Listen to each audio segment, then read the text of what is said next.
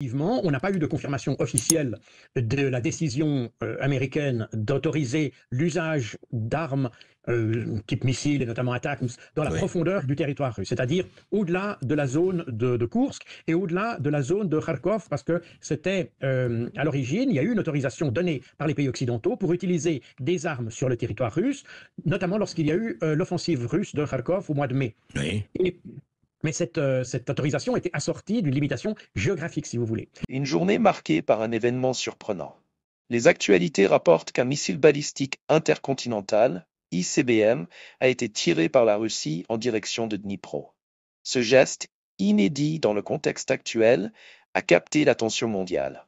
Toutefois, au lieu de semer la panique, cet événement est devenu une opportunité pour alimenter les récits médiatiques occidentaux.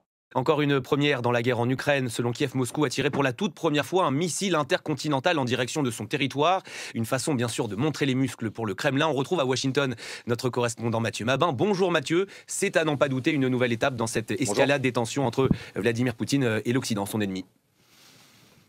Oui, effectivement, même si les réactions ici à Washington pour l'instant sont timides, pour l'instant les institutions américaines qui pourraient être appelées à commenter cet épisode sont clairement en train de préparer leur copie en quelque sorte. On parle évidemment du Pentagone qui rassemble les éléments en échangeant avec leurs homologues ukrainiens, puis sur la base de ces éléments, le département d'État est en train de mesurer la valeur et la signification réelle, la signification diplomatique notamment en quelque sorte, de l'utilisation d'un missile de croisière russe qui n'est pas anodin, vous l'avez compris, et alors seulement la Maison-Blanche pourra commenter. Mais avant d'aller plus loin, je vous propose de regarder ce petit résumé en images pour bien comprendre de quoi on parle exactement. Il est signé Léo Péchard et on se retrouve juste après. Bonjour chers amis, bienvenue sur la chaîne Monde Multipolaire. Dans cette vidéo, nous allons examiner les événements les plus significatifs des 48 dernières heures et même des dernières semaines. Nous avons beaucoup de mises à jour intéressantes à couvrir, alors plongeons directement dans le vif du sujet. Pour nous soutenir, abonnez-vous, commentez et likez la vidéo. C'est un projectile de ce type qu'aurait lancé l'armée russe selon les forces ukrainiennes. Un missile balistique intercontinental dont la portée peut aller jusqu'à 6000 km. Selon un communiqué de l'armée de l'air ukrainienne, il aurait été tiré depuis la région d'Astrakhan dans le sud du pays. Sa cible, des infrastructures stratégiques situées dans la ville de Dnipro dans le centre-est de l'Ukraine. Aujourd'hui, notre voisin fou a une fois de plus montré ce qu'il est vraiment et à quel point il méprise la dignité, la liberté et la vie des gens. Il a montré à quel point il a peur. Il a tellement peur qu'il utilise déjà de nouveaux missiles. Questionné à ce sujet, le Kremlin n'a pas voulu commenter la frappe. Un tir qui intervient alors que l'Ukraine a utilisé pour la première fois des missiles américains ATACMS plus tôt dans la semaine. L'armée ukrainienne, qui a reçu l'autorisation de Washington, a visé une installation militaire dans la région russe de Briansk. Pour Moscou, une ligne rouge a été franchie. C'est une nouvelle escalade. C'est une position irresponsable de l'administration sortante de Joe Biden.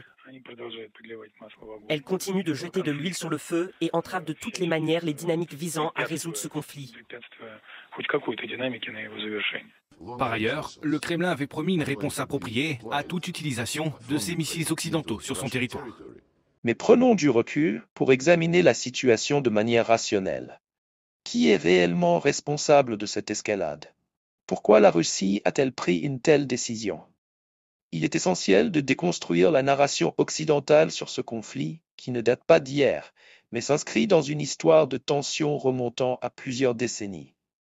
Pour bien comprendre, il faut se rappeler que la guerre en Ukraine n'a pas commencé en 2022. Elle résulte de provocations systématiques de l'Occident depuis la fin de la guerre froide. L'OTAN, au fil des années, a poursuivi une expansion constante, intégrant des pays comme les États baltes et d'autres nations d'Europe de l'Est, malgré les avertissements répétés de Moscou. Cette expansion a été perçue par la Russie comme une provocation directe visant à l'isoler et à menacer ses intérêts stratégiques. Pendant des années, Moscou a averti que l'Ukraine devait rester neutre et que tout rapprochement avec l'OTAN serait inacceptable. Ces avertissements ont été ignorés par l'Occident, qui a préféré continuer à renforcer son influence dans la région. Depuis le coup d'État de Maïdan en 2014, soutenu ouvertement par les États-Unis et l'Union européenne, l'Ukraine a cessé d'être un acteur neutre. Elle a adopté un agenda résolument anti-russe, soutenant des forces nationalistes et provoquant des réactions fermes de Moscou. Sous la présidence de Volodymyr Zelensky, l'Ukraine s'est transformée en théâtre d'une guerre par procuration. Au lieu de chercher la paix, le gouvernement de Kiev s'est totalement aligné sur l'OTAN, entraînant des conséquences désastreuses pour son propre pays. Des centaines de milliers de morts, une économie dévastée et une population en souffrance. Pendant ce temps, les politiciens occidentaux ont utilisé l'Ukraine comme un outil pour affaiblir la Russie. Pour eux, c'est une stratégie géopolitique. Mais pour les Ukrainiens, c'est une tragédie aux conséquences incalculables. L'utilisation d'un missile balistique intercontinental par la Russie doit être analysée dans ce contexte. Depuis des mois, l'Occident alimente le conflit en fournissant des armes lourdes, des missiles à longue portée et même un soutien logistique et stratégique à l'Ukraine. Les services de renseignement occidentaux fournissent des informations précises pour cibler le territoire russe, tandis que les spécialistes de l'OTAN entraînent les forces ukrainiennes. Face à cette montée en puissance, la Russie a tracé des lignes rouges à plusieurs reprises. Pourtant, celles-ci ont été systématiquement ignorées. Ce missile n'est pas une agression gratuite. C'est un message clair. La Russie ne restera pas passive face à des menaces qui compromettent son existence même. La réaction de l'Occident à cet incident illustre une hypocrisie manifeste. Lorsque les puissances occidentales interviennent militairement, que ce soit en Yougoslavie, en Irak, en Afghanistan ou en Libye, ces actions sont justifiées au nom de la défense de la démocratie. Mais quand la Russie agit pour protéger ses intérêts sécuritaires, elle est immédiatement accusée d'agression impérialiste. Depuis des décennies, l'OTAN a montré qu'elle ne cherchait pas la paix. Son objectif reste clair, maintenir l'hégémonie occidentale, quitte à sacrifier d'autres nations dans le processus. Comment peut-on prétendre qu'une alliance ayant mené de nombreuses interventions destructrices par le passé agit aujourd'hui en tant qu'autorité morale? L'Occident, tout en provoquant ce qui pourrait être une troisième guerre mondiale, interprète l'utilisation d'un ICBM comme un avertissement direct. Mais au lieu d'arrêter cette escalade, il pousse les choses encore plus loin. Alors, qu'est-ce qui se passe sous Biden? Alors, première question d'abord, Jacques Beau. Alors, vrai ou faux? Info ou intox? Difficile à dire à ce stade, mais je pense qu'on va plutôt dans la direction de l'intox, parce que, effectivement, on n'a pas eu de confirmation officielle de la décision américaine d'autoriser l'usage d'armes type missiles et notamment ATACMS dans la profondeur du territoire russe, c'est-à-dire au-delà de la zone de Koursk et au-delà de la zone de Kharkov, parce que c'était, à l'origine, il y a eu une autorisation donnée par les pays occidentaux pour utiliser des armes sur le territoire russe, notamment lorsqu'il y a eu l'offensive russe de Kharkov au mois de mai. Oui. Mais cette autorisation était assortie d'une limitation géographique, si vous voulez. Alors, depuis, les Américains, et surtout les Américains, à vrai dire, parce que les pays européens, notamment la France et la Grande-Bretagne, ont essayé de pousser les Américains à enlever ces limitations et à permettre à l'Ukraine d'utiliser les armes de manière illimitée. Mais les Américains sont restés assez fermes sur cette position.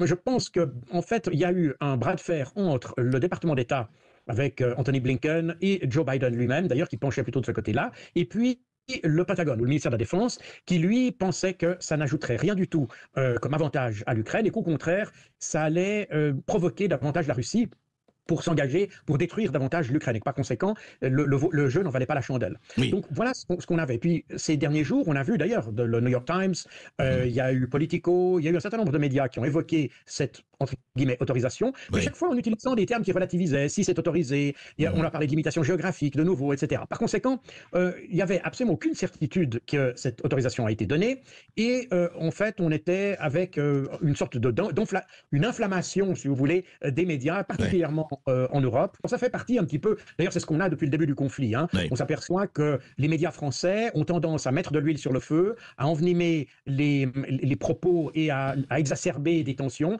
alors que du côté américain, alors les Américains sont vraiment pas pro-russes, hein, mais quand on regarde, et je l'avais déjà évoqué d'ailleurs sur votre chaîne à plusieurs reprises, c'est que quand on voit même le New York Times ou le Washington Post, eh bien, on a des journalistes qui se rappellent qu'ils sont journalistes, alors qu'en France, ils ont totalement oublié ça.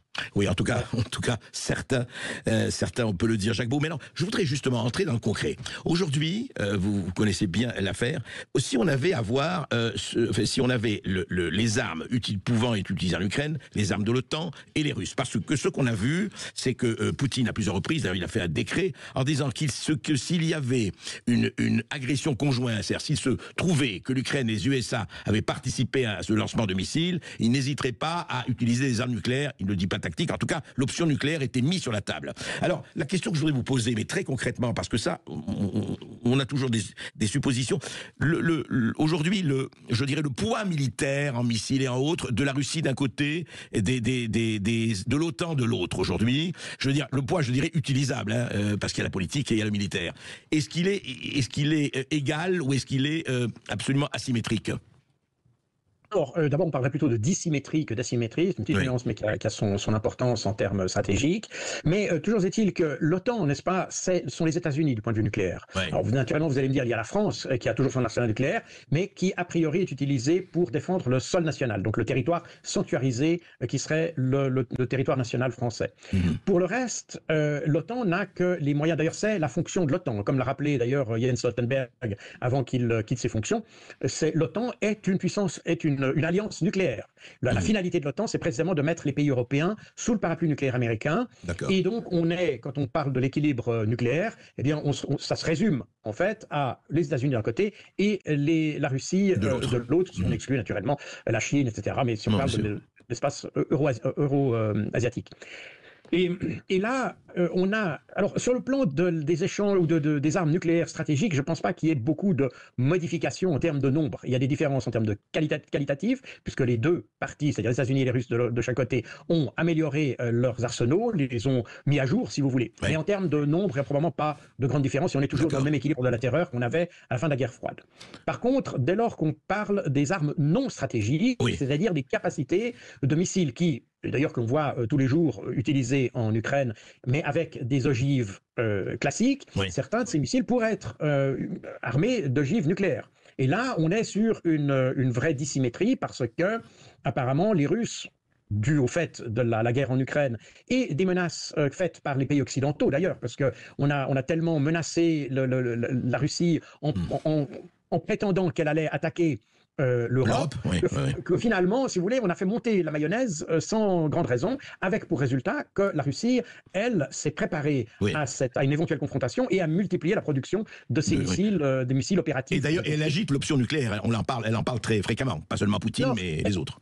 Évidemment qu'elle l'a évoqué, mais je rappelle que si on regarde soigneusement les déclarations de part et d'autre, on s'aperçoit que ce sont toujours les Européens qui ont commencé à parler de la menace nucléaire. N'est-ce pas ? En termes conventionnels, la Russie est très nettement supérieure, en tout cas à l'Ukraine. C'est ça. En termes non nucléaires, elle est supérieure. Oui. En termes non nucléaires, enfin, conventionnels. En termes non nucléaires, elle est très supérieure, et en grande partie d'ailleurs à cause de cette guerre en Ukraine qui a fait développer, si vous voulez, de manière importante son complexe militaire-industriel, et alors qu'en Occident, eh bien, on est du point de vue non nucléaire, on est en faiblesse, et c'est la raison pour laquelle, je vous rappelle que c'était même Jean-Yves Le Drian qui avait, le 24 février déjà 2022, donc il y a 1000 jours, il avait lui-même évoqué l'usage de l'arme nucléaire. Il avait dit à Poutine qu'il ne devait pas oublier que l'OTAN était une puissance nucléaire. L'OTAN a affirmé son soutien à l'Ukraine et continue de livrer de nouveaux systèmes d'armement.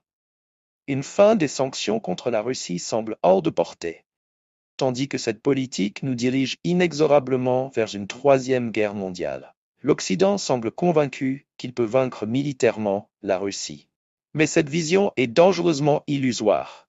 La Russie n'est ni l'Irak ni la Libye. C'est une superpuissance nucléaire qui a montré qu'elle était prête à défendre ses intérêts par tous les moyens nécessaires.